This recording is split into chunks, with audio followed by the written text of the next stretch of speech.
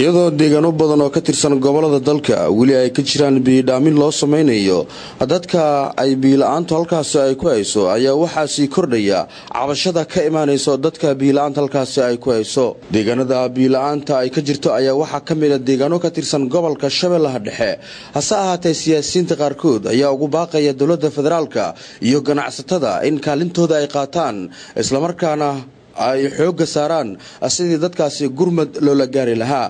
siyaasiga Nuur Ismaaciil oo la hadlay telefishinka Star ayaa waxa uu sheegay in looga baahan yahay dowladda federaalka iyo sidoo kale ganacsatada in tallaabo ay qaadaan ee ku aadan in dadkaasi loo gurmado dhibaatooyin badan dad barakacayaal ayaa dhibaataysan biila'aan ayaa soo darastay meel Muqdisho u jirto 50 kiiloomitir ayaa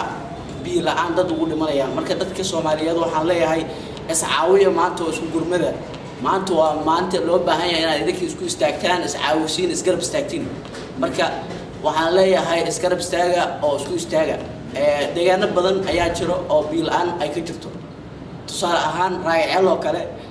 deegaano kale 50 kiiloomitir Muqdisho u jiro shabeellooyinka labada shabeelle kamida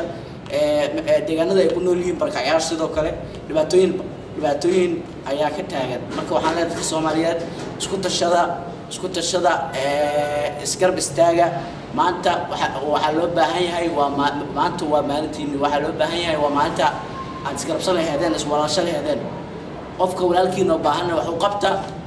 gurmadkan biidhaaminta ee loo sameynayo dadka ku dhaqan gobolka Shabeellaha Dhexe ayaa imaanaya xilli muddooyinkii dambe xaalado biila'aan halkaasi ay ka jirtay iyadoo ay jiraan qaar ka mid ah dadka biila'aanta halkaasi ay ku hayso in ay soo gaareen magaalada tan Muqdisho Ilyas Daawud telefishinka Star Muqdisho